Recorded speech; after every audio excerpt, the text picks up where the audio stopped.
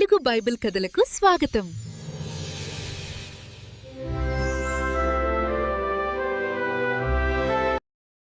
ప్రళయం తరువాత భూమి మళ్లీ జీవంతో నిండింది.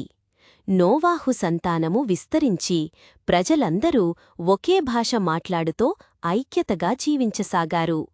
వారు తూర్పు దిశగా ప్రయాణించి షినార్ దేశములో స్థిరపడ్డారు. రండి, మనమందరం కలిసి ఒక గొప్ప నగరాన్ని కట్టుదాం. ఆకాశాన్ని తాకే గోపురాన్ని నిర్మించి మన పేరు తరతరాలకు గుర్తుండేలా చేసుకుందాం.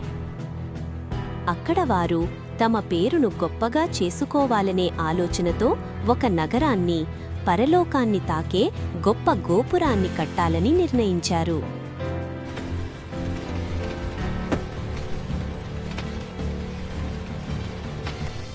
ఇటుకలు కాల్చి బలమైన నిర్మాణాన్ని ప్రారంభించి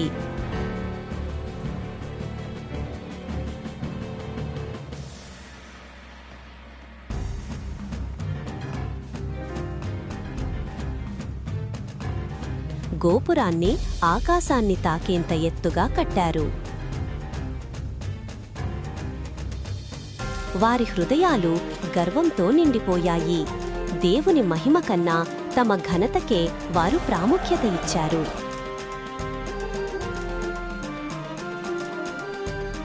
అప్పుడు దేవుడు స్వర్గము నుండి వారి పనిని చూచి వారి ఉద్దేశ్యాన్ని గ్రహించాడు. వారి భాష ఒకటే ఉండడం వల్ల వారు ఏదైనా చెయ్యగలరని తెలిసి దేవుడు వారి భాషలను కలవరపరచాడు.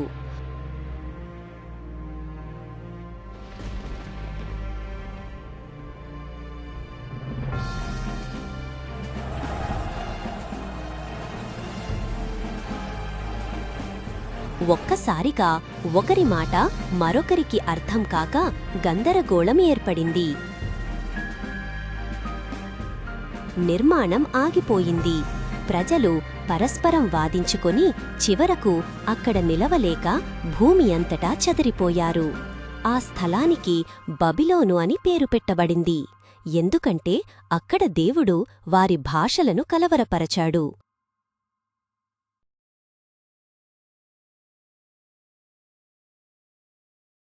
ఈ కథ మనకొక విషయం బోధిస్తోంది. గర్వం మనుష్యుని పతనానికి దారితీస్తుంది, కాని దేవుని చిత్తమే ఎల్లప్పుడూ నిలిచేది.